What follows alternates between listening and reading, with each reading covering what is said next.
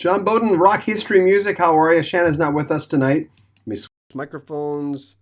That should be better. Shanna's not with me tonight. She's having some sciatic problems. It's so strange with her because she's like in such incredibly good shape. She really looks after herself. She's got way more discipline than I could ever imagine. But hold on, let me just take off some of this stuff. I got so much stuff on my screen. It's driving me crazy. I wanted to do this one for Friday Night Live. By the way, so that you understand, these concept videos for Friday night are things that I usually do on Rock History Book. But I never seem to point that out, which is ridiculous because Rock History Book is getting into like just sort of really interesting facts about rock and roll history. Like things like we like to share things that you would share at the water cooler, which is really the rule of radio. When you're in radio, you try to come up with something when you're in between the songs. We don't have a lot of time these days. That's so cool that you'll want to tell someone else. So that's what we do on Rock History Book, as well as our full interviews. We just put up Steve Hackett today, the full interview of The Seconds Out. Before we get going, I just want to say hi to some people. Fraser J, hey, thanks for being on again. Hit that like button. Hit that hike button? What? Darren, Fraser J, you remembered my funny comment. Rick May, I've got a whole list of albums here. Greetings from Ohio. Great balls of fire. Rest in peace, Jerry Lee Lewis. Thank you. The man could whack that piano. Fraser J, haha, yes. Fraser J, underrated albums. The seventh one, perfect album. I didn't even have it on my list. There you go. That's how overwhelmed I was with putting this. I got to be on this side. Putting this list together. I noticed that when I was doing Jerry Lee Lewis, I couldn't see myself on screen today. That somehow the banner was right in front of my face. Duh. Crazy. Hi from Mississippi from Rain Cloud Music. Hey, nice to have you on here. Prayers for Shannon. Oh, she's fine. Elf Tone, greetings from Milwaukee. You're from Daryl Sturmer's in Milwaukee. From Genesis. He lives in Milwaukee. Him and I'll come to me his wife's name. I talked to her once. Kevin Yu, Aerosmith, Night in the Ruts. I thought it was underrated too. Remnants of COVID. It's not. I'm not positive anymore, but it's still coming up. I love Night in the Ruts. Rick May. I think Dire Straits had a couple underrated albums. Making Movies for sure. Love Over Gold. I thought Communicate was underrated, even though Communicate sold half of what the first one did. Still did well. M. Moses. Hey John, the Anonymous Cat. I came here to say this music in 2022 sucks. There's some great music out there. I really think so. But if you don't like it, you don't like it. Sue Bailey. Hey, Sue. Hi, John. James Bashir. Greetings from Dogtown. John, hope everyone is doing well. Hike with Mike. Hey, folks. Rain Cloud Music. The seventh one is surely underrated. One of the most underrated albums of all time. John Adams. Look forward to your show at the end of the week. Makes me look forward to Friday. Thanks, John. That's really kind. John at Village Advisory. Happy Saturday morning from Melbourne, Australia. Hey, my friend. Claudia C., good evening. I think Street Talk by Steve Perry is highly underrated. Even though it had the big hit on it, I think so too. Chuck Burhin. Every picture tells a story. Every picture, yes. You're thinking about baseball these days. Darren says Strange Animal by Lawrence Gowan. I think so. Kim Trickle. Hey, Kim. Hope you're feeling better, girl. Maureen. By the way, I love your updates on Facebook. Even when you're a little morose, I understand we're all going through stuff. Maureen says, AC/DC for those about to rock. I don't know if that was really underrated, but maybe. Okay, ready to go? Some of my list, we'll get back to you guys in a second. Da-da-da. The Zombies. By the way, another aside. I was doing Rock History Book Today in History. We used to do like N75, but it wasn't doing that well. So I told myself I'm not going to spend 5 hours of my day doing Today in History for getting under 1,000 hits. So I decided to change it. But when I was doing it, listen to this. This is YouTube, right? I'm lucky. I don't get a lot of negative comments. I don't know what it is. I don't know if being a broadcaster helps. It doesn't always show. But I don't get a lot of negative comments for me personally, which is nice. But I know they're out there. Some people just don't like your face. Okay, I wave my hands a lot. This is the comment. Someone went on there and says, I can tell you don't know what you're doing because you're reading off a script. Think about that. I'm doing Today in History.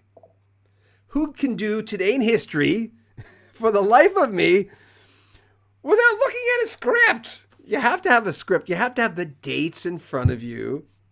And I thought, I'm just going to leave that there, because sometimes I'll take comments off if they attack my guest for unnecessary reasons where it's not necessary, right? So I left that there and people just went after him. Sometimes I just leave the comment there of going, okay, let's see how. Anyway, the Zombies, Odyssey and Oracle, 1968. But they had the hit time of the season when the band really wasn't, it's kind of done. But Colin Blunstone told me he went off, excuse me, he went off and worked, I think, for an insurance company. And Rod Argent was off on another project. And all of a sudden, time of the season became a big hit. I guess I'm leaving insurance. But it's a really good album because people knew them from She's Not There and Tell Her No, right? And then basically that whole Zombies period that got him into the Rock and Roll Hall of Fame were 2 albums. The Zombies and Odyssey and Oracle, which was it was ahead of its time. And Rod Argent's a genius on the keyboard and songwriting. Colin Blunstone had told me that I interviewed them separately so I could have more time. Colin said, who's worked with the Alan Parsons Project, of course, that he would go through every little bounce, every little phrase with Rod Argent to get things the way Rod wanted. And he trusted Rod Argent an awful lot. So we've got that one. Let's get to the next one. Darkness on the Edge of Town. Do not get political on my show. We're not talking about his political things. I don't know why some people, because they don't like him politically, all of a sudden don't like his music. But that's going to happen, right? Can't separate the art from that stuff. But anyway, that's not why we're here. Just thought I'd mention it. Darkness on the Edge of Town, which I liked on some levels just as much as Born to Run, 1978. It did well. Adam Raised a Cain, remember that? The title song, Badlands. I want to get to some other ones here, so let's do it. Oh, Famous Blue Raincoat. Sorry, the picture is really bad. Jennifer Warnes, 1987. The whole album were songs, and Jennifer Warnes knows because she worked with Leonard Cohen. All Leonard Cohen songs. There were singles. First We Take Manhattan, Bird on a Wire, Ain't No Cure for Love, which were hits in Canada. A great album, well worth listening to. I'll get to your comments in a second. I know you guys have some really good comments on this stuff. Roy Harper, Hallelujah, Hallelujah. I love this album so much. And Roy Harper, hats off to Roy Harper, Zeppelin, is an unknown character by a lot of people, except the people who know in North America, right? English guitarist, singer-songwriter, great guitarist. If you listen to the title song of The Unknown Soldier, which I used to play on a New Age show, I was looking for slower songs to play along with Will Ackerman and Andreas Vollenleiter and all those great Michael Hedges, David Lawns, Latitude, Checkfield, all those great, Mannheim Steamroller. I was looking for instrumentals. Al Stewart came in handy to play, and I remember thinking, I've got Roy Harper. I bought the album because of Led Zeppelin and his friendship with Zeppelin. And I fell in love with this album, and for the longest time it wasn't available. But The Unknown Soldier, the title song, is worth it by itself. Short and Sweet's on there with David Gilmour. David Gilmour's on the album. Highly recommend it. Get to your comments in a second. Talk about a spiritual...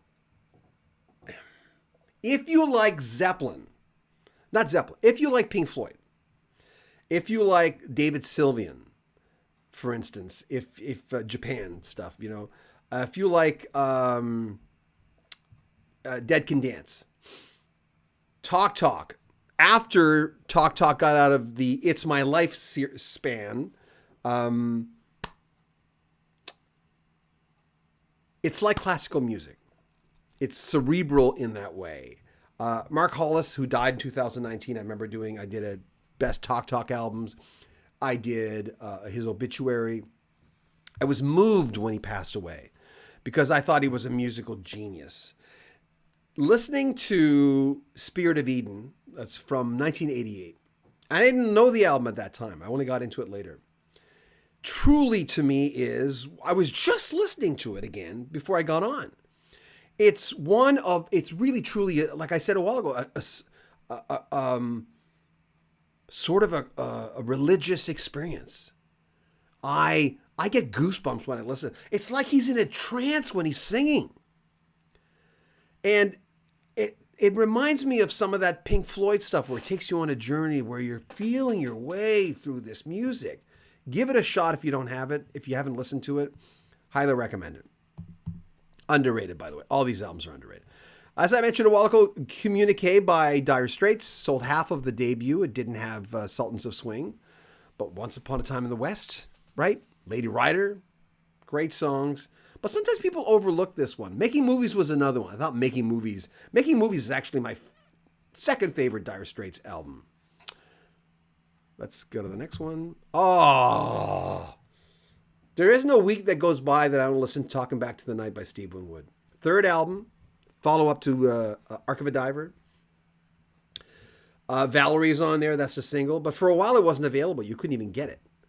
And I Go is a beautiful song. Still in the Game's a great driving tune. It's beautiful, catchy. There's a River, the last song on the album, if I remember correctly. It's like a religious experience. It's so nice. I love this one. Richard Page solo album, Shelter Me. If you like Mr. and you want a little bit more because they didn't release a lot of albums, I highly recommend it. Got a lot of airplay on jazz, smooth jazz radio. And I have a few more, but I'll get to your comments in a second. Tasman Archer, not that well known outside of Sleeping Satellites in North America. She has a few albums. Sleeping Satellites was such a catchy song, but the album has a lot of those types of songs that you want to drive to. Lord of the New Church is a song about, you remember that term, don't be so heavenly that you're of no earthly good, where that the preacher might treat his congregation really, really well, but then he goes back home and doesn't really treat his family or the people closest to him that well, or he's showing moral decay in some sort of way. And I've always liked that term. Don't be so heavenly that you're of no earthly good. And this song is about people in a church or an organization like that who are frauds. Not all of them are. Of course, a lot of them are doing very good work. But some people, and we hear them every day. When it comes down to it, is one of those beautiful songs. Just a dum-de-dum kind of like Ricky Lee Jones, I'm a Lucky Guy kind of songs. Steel Town, driving song. In Your Care is a song about elder abuse. And Somebody's Daughter is just another one of those kick-ass driving songs. I'm going to get to your comments. Thank you for indulging me. I think this is Pete. No, wait. Brent Bourgeois, how could I forget? Brent Bourgeois' first album moved me so much that I had to track him down and interview him. It's on our Aircom Radio Network channel. I love the man. He started working with Christian music near the end and kind of left it. Kind of felt there was things happening in that format that he didn't like very much. So Brent Bourgeois, oh my God, it's such a great album. There you go. Back to your comments, folks.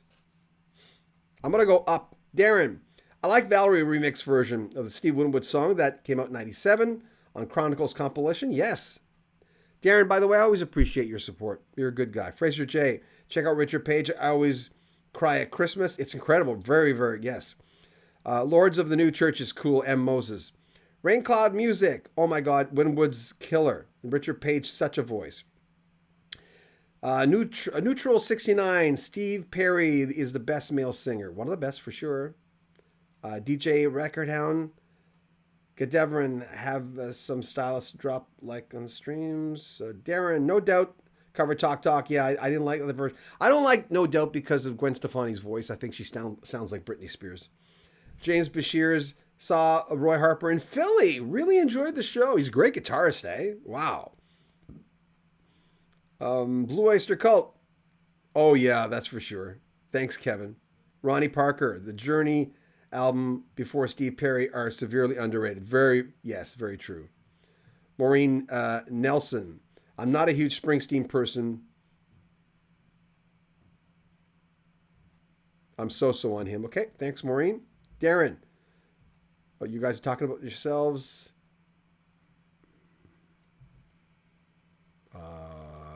kind of lost here. The first 38 special album kicked ass.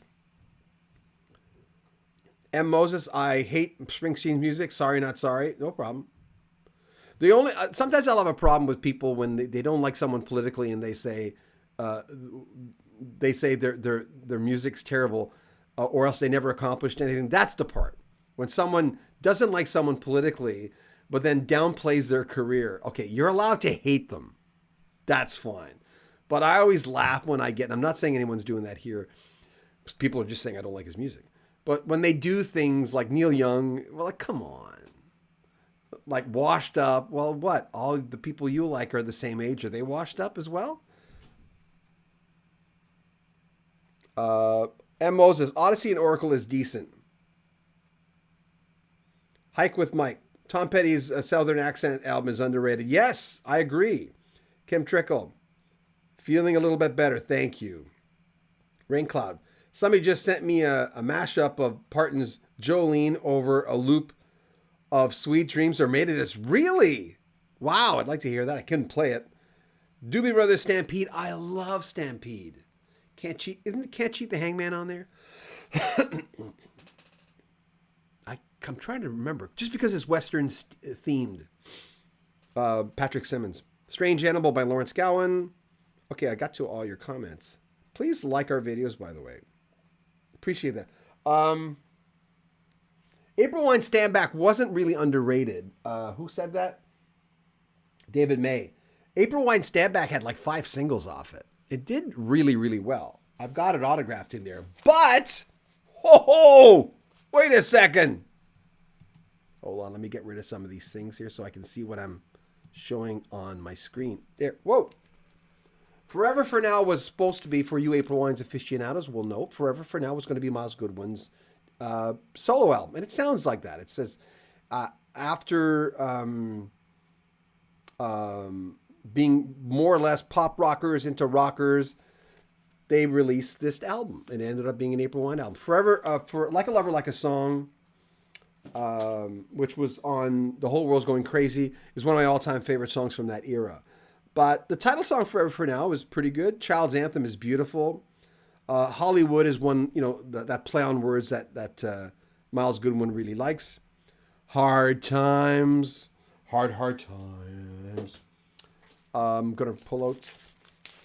You guys know I love, Tony Banks' first solo album, 1980, produced by David Henschel, who has been a guest on our channel. Mike Rutherford, one of my all-time favorite albums, produced by David Henschel. Very, very underrated. This is like the 7th one. Like 2 of my 3 best albums of all time, Mad Men Across the Water, not one of them because it was big, Leave On Tiny Dancer, Razorface, All the Nasties. But the other 2 of my top 3 albums didn't sell that well. This is one of them, and the last one you just saw, Curious Feeling. So, Mike Rutherford, I loved Monolith by Kansas after the 2 big ones, Left Overture, Point of No Return. Okay, folks, if you want to make your stereo sound like nothing else, remember they used to test stereos with certain albums. You'd go into the record store in the 70s and they'd always have these albums like Mannheim Steamroller, Fresh Air Series. They test stereos. This will make almost any stereo sound good. Tarney Spencer Band, Three's a Crowd. Put on Bye Bye Now. Oh my God. Amazing. The production value on this album is nuts. Trevor Spencer, Alan Tarney, the former, worked with Cliff Richard on the I'm No Hero album. Get it. Seriously, I'm going to bring it up again. I've got 4 copies of this album because every time I see it at a store, I buy it. Amazing. Oh, I see through it because it's green. Arrows, 2 albums only released. I just talked to Dean McTaggart. That's Dean there with the big hair. I just talked to him. One of the most underrated Canadian bands of all time, the Arrows. This is their 2nd album. Lines Are Open. It's a line from one of the songs on the album. And their first album, Stand Back. I used to syndicate a radio show across the country, and I used the girl from 313 as the main theme for the song. I'm gonna get back. Oh, somebody super chatted us. Sweet Savage, thank you. Sorry, I'm supposed to pay attention to that stuff. All underrated albums. All albums, by the way, I play all the time. That's another thing I should point out. I play these albums constantly. Sweet Savage, that's very kind of you. Thank you. We're having another one of those months on YouTube where I'm really playing catch up because when I got COVID, I wasn't able to produce new things. And it was really nice. A few people just out of the blue donated money to our PayPal. By the way, there's a link to PayPal in the description. You can join our Patreon, buy a t-shirt. But when we were really sick, some people just donated money saying, "Oh, you're probably losing money because you work for yourself." So that was really kind. Thank you. Rain Clouds, music, a lot of stuff behind the sun. David May, Frank Marino is underrated. Very true. Pagliaro Live is severely underrated. Thank you. Yes, Matt Stanley. I really like Behind the Sun by Eric Clapton rather. Sorry. Love Point of No Return. It's a great album, but not underrated, but a great album. Oh, the song Caviar by Darren. Miles Goodman's solo stuff's really good. The lead singer, The Driving Force by April Wine. Pulsar Lights. Oh, you guys talking about yourself? Michael Jackson had plenty of good albums. Moonquake. No, I didn't. We got to do that. I like when you guys talk with each other. That's kind of nice.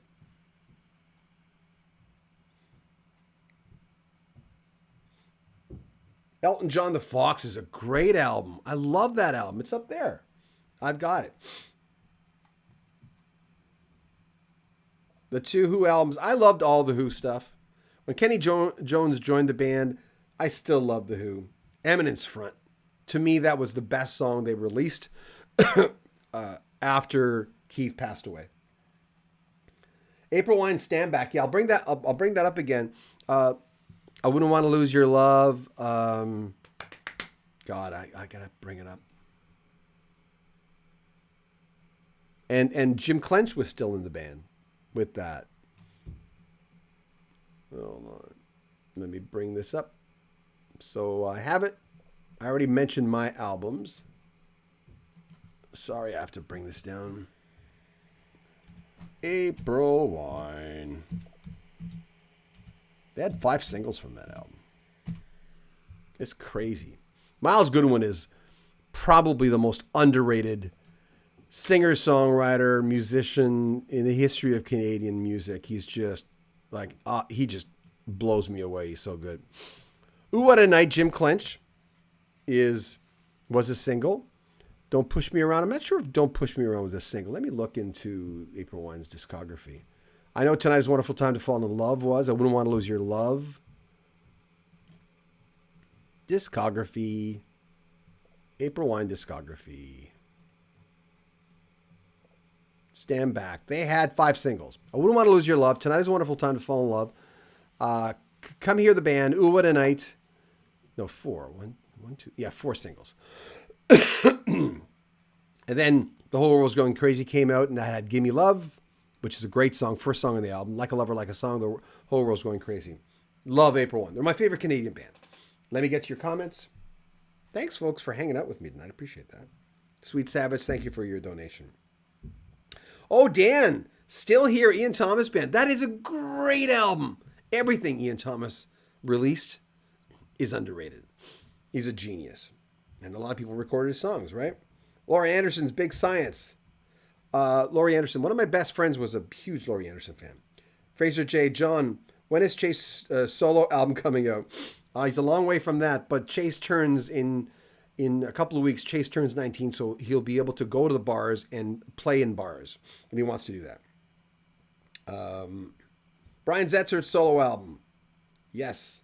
John the Village Advisory. Giona Band? I don't know who they are. Kingdom of Desire by Toto is underrated. I never liked that album. But a lot of people agree with you that it's underrated.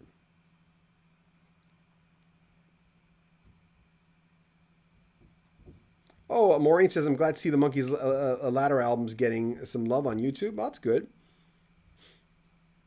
David May, have you read Miles Goodman's autobiography? Yes, I have. Rain Cloud Music, All the Way Home Makes Me Cry, Pulsar Lights. What's the official definition of underrated? Well, an album that didn't get its due. Or an album that got bad reviews. I mean, Zeppelin got bad reviews, for some of their stuff. And a reviewer is one guy, right? Third Matinee. All very, very, yes. Speaking of Richard, Cheap Trick, the latest, excellent. Thank you, Matt. The Saline 76, Richard Page, Shelter Me, yeah. Gary True, I had that on there. Elton's The Fox, surprisingly a good one. Toy Matinee, All the Way Home. Well, the Toy Matinee stuff just blew me away. Really, really, I remember thinking, my God, why isn't this stuff out there? But, hold on a second. I mean, there's a few more lists here.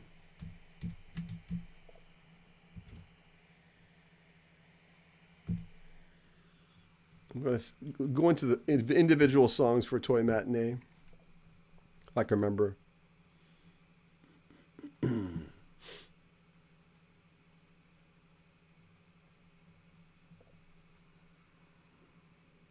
Oh, yeah, we should point out Kevin Gilbert's dead. He's long dead.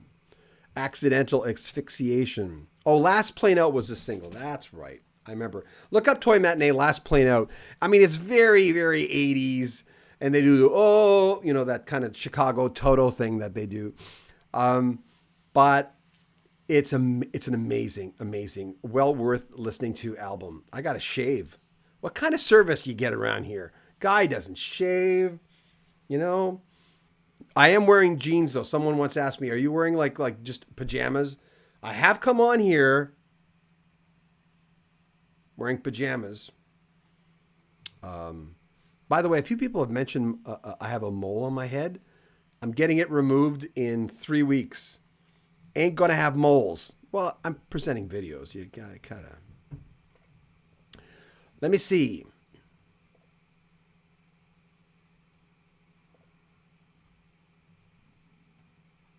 I'm just looking at Kevin Gilbert stuff. The Taming... What was the name of that album? Taming of the Shrew? Taming of... what was the name of that? The Shaming of the True. God, I haven't heard it in years. That is Kevin Gilbert's solo album.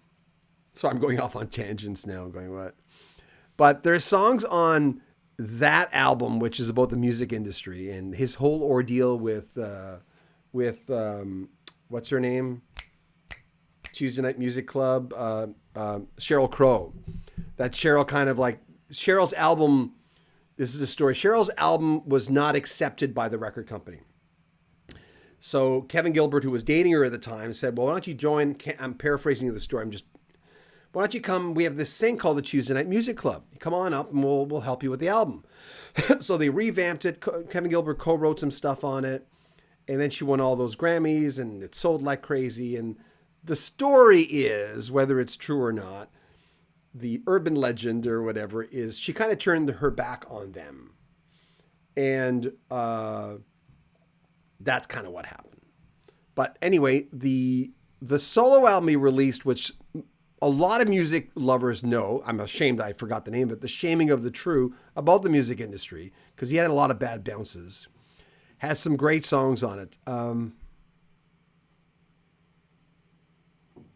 Oh my God, I forgot about these songs. Best Laid Plans, Staring Into Nothing. Oh man, he was such an amazing performer. And I'm so sad that he's not with us anymore. He did a lot. If you're a Genesis fan, he did The Lamb Lies Down on Broadway. There were rumors that they were looking at him as being the new singer for Genesis after Phil Collins left. So there were all those rumors going on. And he's dead now. He ain't coming back. And I'm sad about Kevin Gilbert. He's one of those artists, and I'm sad he's dead.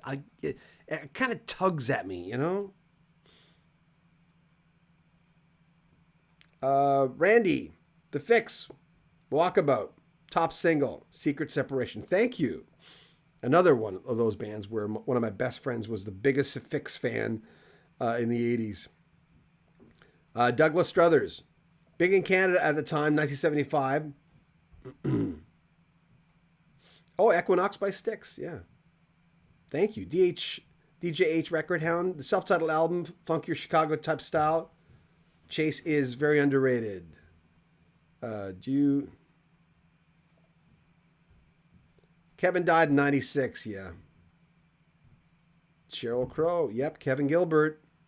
David May, so I'm going to say your names now. Sorry to hear Celine Dion has health issues for so long. Yeah, she looks bad. I'm sorry. And if she has health issues, it's not her fault.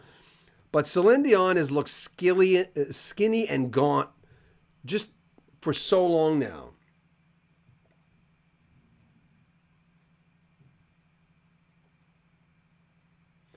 Pulsar Light said, critics hated Led Zeppelin, the Eagles, Black Sabbath, Van Halen. Yeah. Barry Goudreau's solo stuff.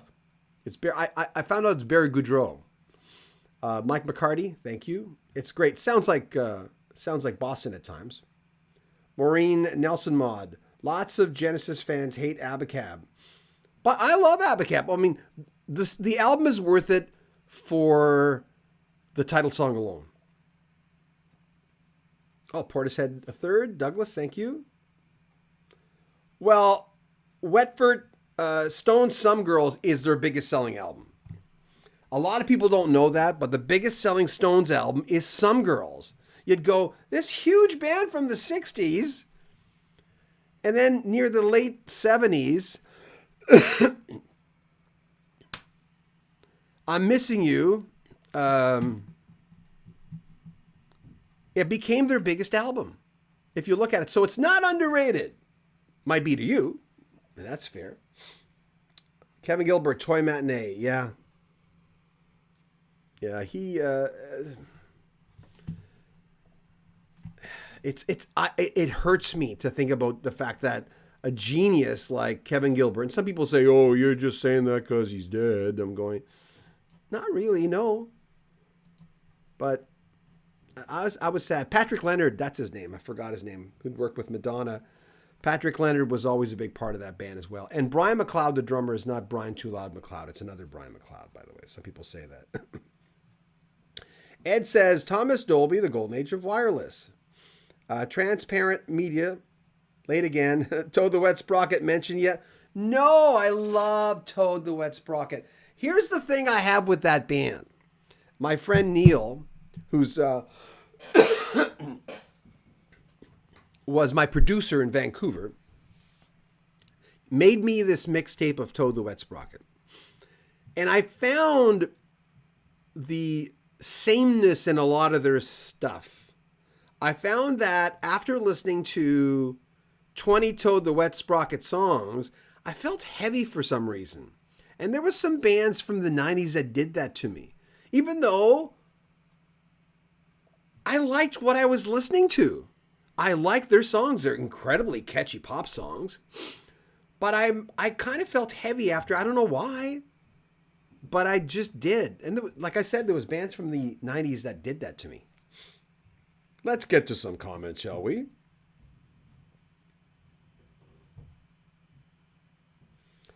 Neither of them are the best Stones album, but I'll stick to Sticky over Exile.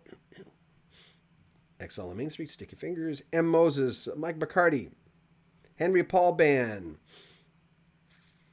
Mark Burchett, Raincoat, absolutely.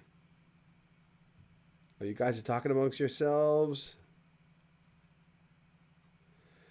Yeah, everyone's shocked that it's their best-selling album. And there was another Beast of Burdens on there. You know, Shadube. Shattered. I think it's an excellent album. It's my favorite Stones album. The Stones are one of those bands that I'm going back into and listening to again. Because when I graduated, Hot Rocks, outside of that, I didn't have anything by the Stones. So, was it Hot Rocks that was called, the Greatest Hits package? Ambrosia's first two albums. Oh, they were a proggy band back then, huh? Fraser J.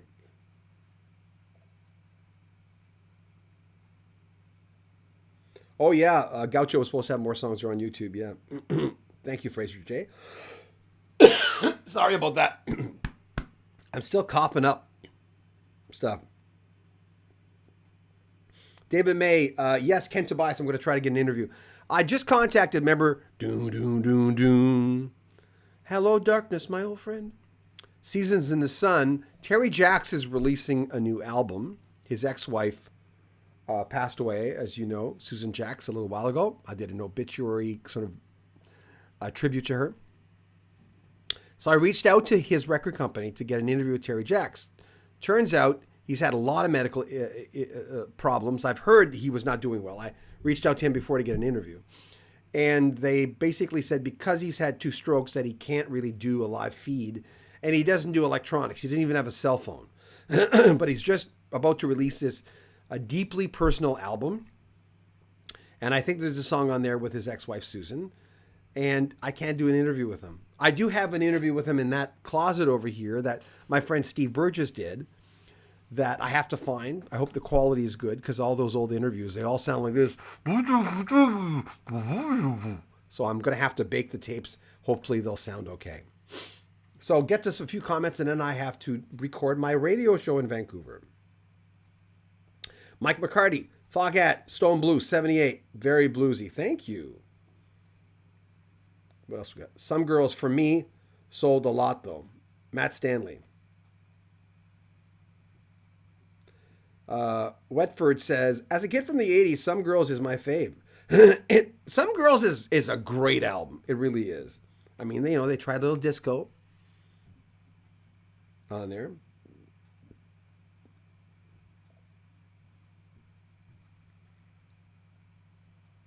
Well, where were you?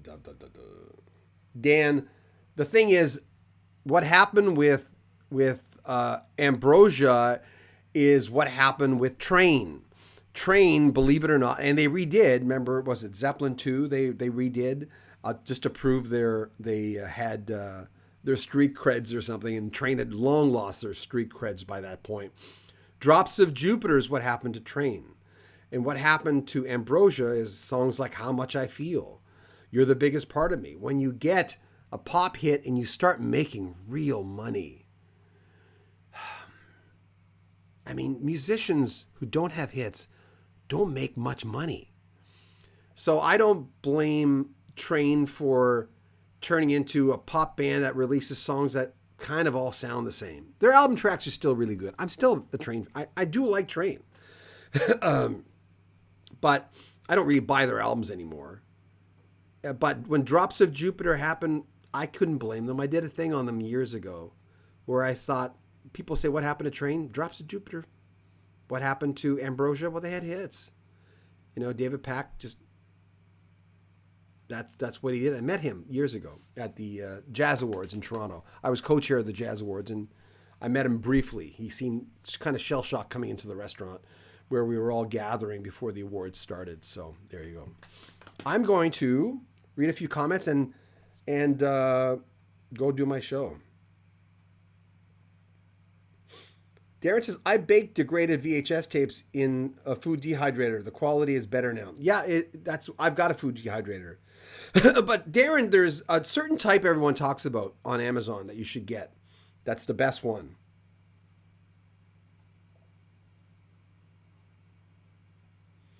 A Pulsar Lights, not anymore. Today it's touring. In the old days, it was record sales and touring. So today they make, but certainly in the old days, before streaming, they made a lot of money by selling records. It's just not that way today. But yeah, doing a little drumming, hanging around. Rick May, Jeff Beck Wired. Pretty good follow-up to Blow by Blow. Oh my God, I love Blow by Blow. Thank you. Transparent Media Truth. Journey was textbook. From Prog to Pop. What do we got here? Oh, 74 people. That's good. thanks for hanging out with us. I appreciate that. I usually try to, well, I'm going to stand a little longer because we're going to make this a podcast. And there's kind of a rule with podcasts. They kind of make, they kind of want you to make it more than 35, 45 minutes. They kind of say that's kind of a podcast is a sit and listen sort of thing. By the way, I interviewed Peter Fogel, who's a comedian, yesterday. And Peter knows his stuff and has it down pat for a new channel that we're building on entertainment. Because I wanted to interview actors as well. And he has a one-man show, and Chaz Palminteri is the director. Chaz was supposed to come on the interview, but he had a wardrobe thing he had to do, so he didn't come on. I was crushed by it because he A Bronx Tale, which is all his story. I wanted to talk to him about that. And another film, a film he directed, Robert De Niro directed Bronx Tale, but he directed, Chaz Palminteri directed Noelle, has a cameo with Robin Williams, Susan Sarandon's in it, Paul Walker. I want to talk to him about that, but I never had a chance to. So that happens with entertainment or music. Sometimes you have an interview, it falls through, and you go, oh my God, I just spent 3 hours researching for this interview, and he's gone. Sorry. Another reason why I have to go sooner. Mark Burchett, smash that like button. Thank you, folks. Pulsar Lights bands must make a fortune selling T-shirts and other memorabilia. Some do. Kiss, of course, the best example of that. The branding people are the best example of that. Jimmy Buffett, Kiss, the people who have really used their brand to full potential. So, okay, guys, I got to go. If you want to donate to the channel, there's, and this month maybe more than most months because we were sick. We have a PayPal button at the very top of the description. You can join our Patreon, or you can buy a t-shirt. Support us if you can. Subscribe to our channel. But as always, I love you guys for coming on here and indulging this little channel that grew and grew and grew, indulging me. Shannon will be back next week.